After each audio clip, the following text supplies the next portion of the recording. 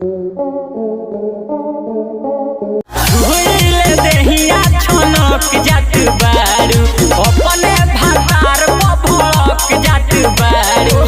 भतार पर भड़क जात बारू, ज्यादा भड़क मत अपना भतार पर, ना तो पंपे से कसे के पड़ी।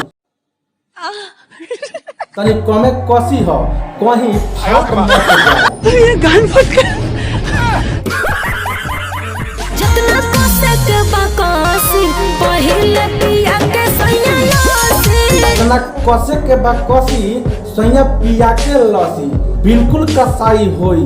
लेकिन तू ओकरा पहले एगो काम कर, एगो टैबलेट खा लो, ओकरा बाद देखो ना खून हो गई तो पूछिए हमरा से तहार बहिन चेदा। ये गाली दे रहा है कोई? क्या बोल रहा है?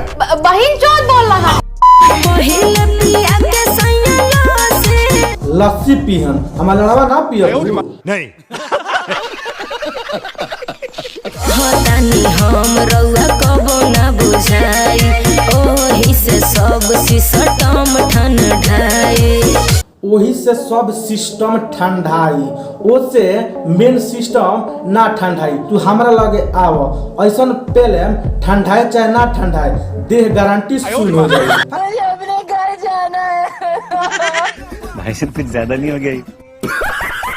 एकरा के तू मुर्गा खस्सी मत खियाव, एकरा के तू बड़का लंड पीस खियाव। तुम्हें शर्म है कुछ? नहीं।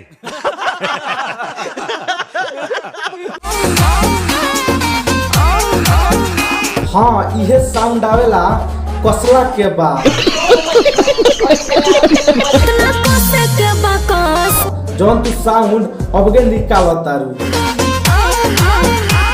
देख कैसे मारत दिया। ए बुलेट भैया खाली तू पैंटा खोल के सटा दो, देख खुदे डांड मार के घुसा ली, फिर देखी हो ऐसन के साउंड आई।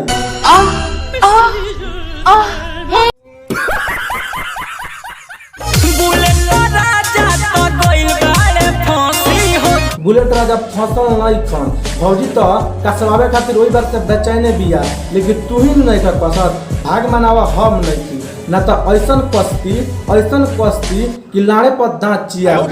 खत्म, bye bye, tata, good bye, गया। तो बस भाई लोग आज के लिए इतना ही। उम्मीद करता हूँ वीडियो तनिक अच्छा लगल। और वीडियो थोड़ा भी अच्छा लगल तो वीडियो को लाइक करिए, चैनल को सब्सक्राइब करिए। मिले अगला वीडियो में, तब तक के लिए बाय।